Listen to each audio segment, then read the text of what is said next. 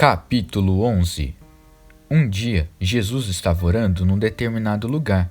Quando acabou de orar, um dos seus discípulos pediu: Mestre, ensina-nos a orar. João ensina os discípulos dele. Ele disse: Quando vocês orarem, digam: Pai, revela-nos quem tu és, dá um jeito neste mundo, conserva-nos vivos com 3 boas refeições, preserva-nos perdoados por ti e perdoando os outros. Guarda-nos de nós mesmos e do diabo.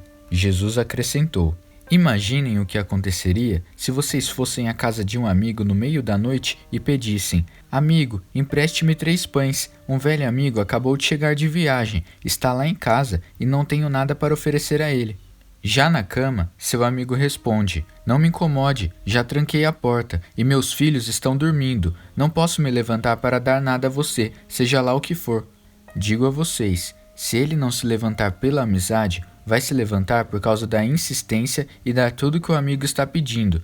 Isso é o que eu quero dizer. Peçam e conseguirão. Busquem e acharão. Batam e alguém abrirá a porta. Não barganhem com Deus. Sejam objetivos. Peçam aquilo de que estão precisando. Não estamos num jogo de gato e rato, nem de esconde-esconde. Se seu filho pedir pão, você o enganaria com serragem? Se pedir peixe, iria assustá-lo com uma cobra viva servida na bandeja? Maus como são, vocês não pensariam em algo assim, pois se portam com decência, pelo menos com seus filhos. Não acham então que o Pai que criou vocês com todo amor não dará o Espírito Santo quando pedirem? Jesus libertou um homem de um demônio que o mantinha mudo. O demônio se foi e o homem começou a falar sem parar, para espanto da multidão. Mas alguns dos presentes foram cínicos. Magia negra, diziam, não passa de um truque diabólico. Outros se mostravam céticos, esperando que Jesus desse provas de sua identidade divina com algum milagre espetacular. Jesus sabia o que eles estavam pensando e disse: Qualquer país em guerra civil prolongada acaba devastado. Uma família que vive brigando se desintegrará. Se Satanás expulsa Satanás, não irá se destruir? E vocês me caluniam, afirmando que sou um demônio que expulsa demônios. A mesma calúnia não se aplica para os exorcistas de vocês? Mas, se é pelo dedo de Deus que expulsa espíritos maus, então, com certeza o reino de Deus está aqui. Se um homem forte, armado até os dentes, fica de guarda em sua casa, a propriedade está segura. Mas e se um homem ainda mais forte e com armas mais poderosas o atacar? Ele será derrotado. O arsenal que o tornava tão confiante agora é inútil e seus bens mais preciosos serão tomados. Isso é guerra e não há território neutro. Se vocês não estão do meu lado, são meus inimigos. Se não ajudam, estão atrapalhando. Quando é expulso de alguém, o espírito maligno vagueia pelo deserto, procurando um oásis, uma alma distraída que possa atormentar. Se não encontrar nada, diz consigo mesmo: vou retornar para minha antiga casa. Quando retorna, encontra a pessoa limpa, porém vazia. Então, o espírito reúne outros 7 espíritos ainda piores, e todos se instalam ali. O estado da pessoa agora é pior do que antes. No meio da explicação, uma mulher ergueu a voz no meio do povo: Bendito é o ventre que carregou você, e os peitos que o amamentaram.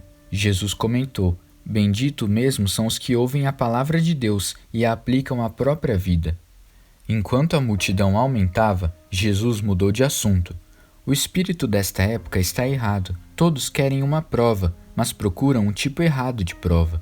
Vocês procuram alguma coisa que satisfaça a curiosidade e são ávidos para ver milagres. Mas a única prova que terão é a de Jonas e dos ninivitas, que de fato nem se parece com uma prova. O Filho do Homem representa para esta geração o que Jonas representou para Nínive. No dia do juízo, os ninivitas irão depor, e o testemunho deles condenará esta geração, porque Jonas pregou para aquele povo, e eles mudaram de vida. Um pregador muito mais importante que Jonas está aqui, e vocês ficam exigindo provas. No dia do juízo, esta geração também será condenada pelo testemunho da rainha de Sabá, porque ela viajou dos confins da terra para ouvir o sábio Salomão. Uma sabedoria muito maior que a de Salomão está aqui, bem diante de vocês, e vocês querem provas. Ninguém acende uma lâmpada para escondê-la numa gaveta. Ela é fixada num lugar alto, para que todos na sala possam vê-la. Os olhos de vocês são a lâmpada, que ilumina todo o corpo. Se viverem na fé, seu corpo se encherá dessa luz. Mas se viverem com os olhos cheios de cobiça e desconfiança, seu corpo será um celeiro cheio de grãos mofados. Mantenham os olhos abertos, a lâmpada acesa, para não caírem na escuridão. Mantenham a vida sempre bem iluminada. Depois desse discurso, um fariseu convidou-o para jantar. E Jesus entrou na casa do homem e tomou seu lugar à mesa. O fariseu ficou chocado e ofendido ao perceber que Jesus não havia se lavado antes da refeição, mas o mestre reagiu: sei que vocês fariseus lustram suas xícaras e pratos a ponto de brilharem ao sol, mas sei também que vocês estão bichados de cobiça e maldade dissimulada.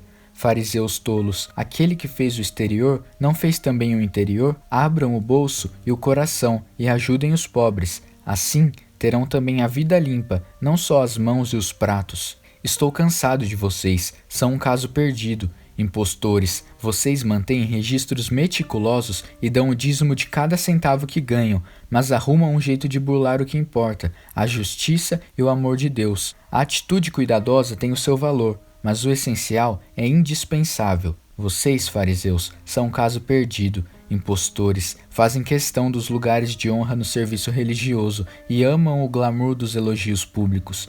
Impostores, vocês são como sepultura sem inscrição. As pessoas passeiam pela superfície bonita sem suspeitar da podridão 7 palmos abaixo. Um dos líderes religiosos protestou: Mestre, o senhor percebe que está nos insultando? Ele respondeu: Sim, e vou ser ainda mais claro.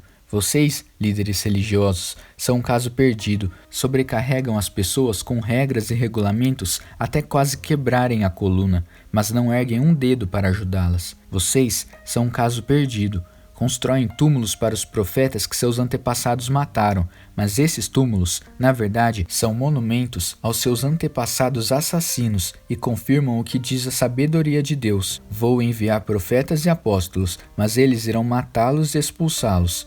Isso significa que cada gota de sangue justo derramado desde o começo do mundo até agora, desde o sangue de Abel até o de Zacarias, que foi trucidado entre o altar e o santuário, está sobre a cabeça de vocês. Sim, tudo isso será cobrado desta geração.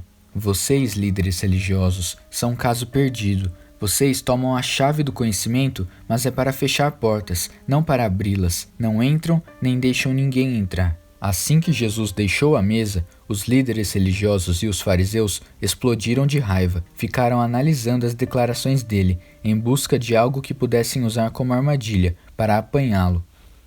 Capítulo 12. Nessa época, era comum milhares de pessoas se reunirem à volta dele, um pisando no pé do outro. Mas a preocupação maior de Jesus era com seus discípulos, a quem alertou: vigiem vocês mesmos, para que não sejam contaminados com o fermento dos fariseus, com a falsidade deles. Vocês não podem manter sua verdadeira identidade escondida para sempre. Logo, ela será exposta. Vocês não podem manter uma máscara religiosa o tempo todo. Cedo ou tarde, a máscara vai cair e a verdadeira face religiosa de vocês será conhecida. Vocês não podem falar uma coisa em particular e pregar o oposto em público. Chegará o dia em que a verdade será conhecida em toda a cidade. Falo a vocês como a amigos queridos. Não permitam que as ameaças dos terroristas religiosos reduzam vocês ao silêncio ou a declarações fingidas. É claro que eles podem matá-los, mas o que mais poderão fazer? Nada do que façam poderá atingir a alma de vocês, a essência do seu ser. Tenham temor a Deus, que é quem conserva nas mãos a vida, corpo e alma. Quanto valem 2 ou 3 passarinhos? Não é muita coisa, mas Deus cuida de cada um deles, pois saibam que Ele dá muito mais atenção a vocês, cuidando nos mínimos detalhes, a ponto de contar os fios de cabelo da cabeça de cada um. Por isso, não fiquem preocupados com essas ameaças. Vocês valem mais que 1 milhão de passarinhos.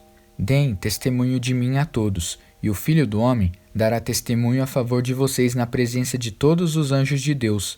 Mas, se fingirem que não me conhecem, acham que vou defendê-los diante deles? Se vocês difamarem o Filho do Homem por equívoco de interpretação ou por ignorância, esse erro será perdoado. Mas se vocês conscientemente atacarem o Espírito Santo para atingir Deus, o perdão não será possível. Quando vocês forem levados a todo tipo de tribunal, não se preocupem com nenhuma estratégia de defesa, ou seja, com o que dizer ou como falar na presença do juiz. As palavras certas surgirão na hora, por obra do Espírito Santo. Do meio da multidão, alguém pediu: Mestre, ordene ao meu irmão que me dê uma porção justa da herança da família. Jesus respondeu: O que o faz pensar que eu devo ser juiz ou mediador de vocês? Dirigindo-se ao povo, continuou: Tomem cuidado, protejam-se de todo tipo de ganância. A vida não é definida pelas coisas que vocês têm. Em seguida, contou essa história. A fazenda de um homem rico produziu uma colheita extraordinária. Mas preocupado, ele falou consigo mesmo: E agora? Meu celeiro não é grande o bastante para guardar essa colheita. Então decidiu: Já sei o que vou fazer. Vou mandar derrubar meus celeiros e construir outros maiores. Guardarei ali toda a safra, e então direi a mim mesmo: Você fez bem, acumulou o suficiente para se aposentar. Agora esqueça as preocupações e aproveite a vida. Deus então apareceu a ele e disse: Tolo, você vai morrer essa noite. E seu celeiro grande e abarrotado, para quem ficará? É isso que acontece quando você enche seu celeiro do próprio eu, não de Deus. O assunto continuou com os discípulos. Não fiquem aflitos com a comida que terão de pôr na mesa ou se o guarda-roupa está fora de moda. Há muito mais coisas na vida que a comida que vai para o estômago. Há muito mais coisas para se ver que as roupas que vocês usam. Olhem para as aves, livres e desimpedidas. Não estão presas a nenhum emprego e vivem despreocupadas aos cuidados de Deus. E vocês valem para Ele muito mais que os passarinhos. Será que alguém consegue ficar 1 centímetro mais alto preocupado diante do espelho? Se com preocupação não conseguimos nada, então por que se preocupar? Todo esse tempo e dinheiro gasto com moda, pensam que faz muita diferença? Em vez de correr atrás da moda, caminhem pelos campos e observem as flores silvestres. Elas não se enfeitam nem compram, mas vocês já viram formas e cores mais belas? Os 10 homens e mulheres da lista dos mais bem vestidos iriam parecer maltrapilhos comparados com as flores. Se Deus dá tanta atenção à aparência das flores do campo, e muitas delas nem mesmo são vistas, não acham que Ele irá cuidar de vocês, ter prazer em vocês e fazer o melhor para vocês? Quero convencê-los a relaxar, a não se preocuparem tanto em adquirir. Em vez disso, prefiram dar, correspondendo assim aos cuidados de Deus. Quem não conhece Deus e não sabe como Ele trabalha é que se prende a essas coisas, mas vocês conhecem Deus e sabem como Ele trabalha. Orientem sua vida de acordo com a realidade, a iniciativa e a provisão de Deus. Não se preocupem com as perdas e descobrirão que todas as suas necessidades serão satisfeitas. Vocês são meus amigos queridos. O Pai quer dar seu reino a vocês. Sejam generosos, ajudem os pobres. Invistam no banco que jamais irá falir, aquela agência no céu, a salvo de assaltantes e falsários, na qual vocês podem confiar. Saibam que o lugar que vocês mais desejam estar é perto do seu tesouro, e é lá que acabarão indo parar. Atenção, mantenham a luz acesa. Comportem-se como quem espera o patrão voltar da festa de casamento. Fiquem acordados e estejam prontos para abrir a porta quando ele chegar. Empregados responsáveis são bem vistos pelo patrão. Ele fará questão de sentar-se à mesa ou mesmo de servir a refeição a eles, continuando a festa do casamento. Não importa que hora da noite chegue, ele os encontrará acordados, e como serão abençoados. Se o dono da casa soubesse a noite em que o ladrão viria, não ficaria fora até tarde, nem deixaria a porta destrancada. Por isso, não sejam descuidados e negligentes. O Filho do Homem se manifestará justamente no momento em que vocês não esperam. Pedro perguntou: Senhor, isso é apenas para nós ou para todos? Jesus respondeu: Tenho uma pergunta para você. Quem é o administrador confiável e sábio, incumbido pelo patrão de alimentar seus trabalhadores na hora certa? É aquele que o patrão encontra fazendo seu trabalho quando regressa. É um homem abençoado. Mas se o administrador disser para si mesmo: o patrão está demorando, e começar a maltratar os outros empregados e a passar o tempo farreando com os amigos, a chegada do patrão será uma triste surpresa para ele. Perderá o cargo e seu destino será o pior possível. O empregado que conhece a vontade do patrão, mas deliberadamente a ignora ou faz apenas o que quer, será castigado. Mas o trabalho mal feito por inexperiência ficará só na repreensão. Posição importante implica maior responsabilidade. Quanto maior o mérito, maior a responsabilidade. Eu vim para acender fogo sobre a terra, e como queria que já estivesse aceso. Vim para mudar tudo, para acertar tudo, e como queria que tudo já tivesse concluído. Acham que vim para facilitar as coisas e deixar o ambiente agradável? Nada disso. Vim causar conflito e confronto. De agora em diante, numa casa com 5 pessoas, será assim: 3 contra 2 e 2 contra 3, pai contra filho e filho contra pai, mãe contra filha e filha contra mãe, sogra contra nora e nora contra sogra. Dirigindo-se à multidão, Jesus disse: Quando nuvens surgem do oeste, vocês logo pensam com razão: vem uma tempestade aí. Quando o vento vem do sul, vocês dizem acertadamente: vai fazer calor. Portanto, não tentem me enganar. Vocês sabem quando o tempo vai mudar. Por isso, não venham me dizer que não percebem a mudança no tempo de Deus, a nova estação que Ele inaugura. Não é preciso ser gênio para entender essas coisas. Basta usar o bom senso, o mesmo que vocês usam quando tentam um acordo com um acusador, ao perceber que, se o caso for ao juiz, vocês correm o risco de ir para a cadeia ou pagar uma multa pesada. É o tipo de decisão que espero de vocês.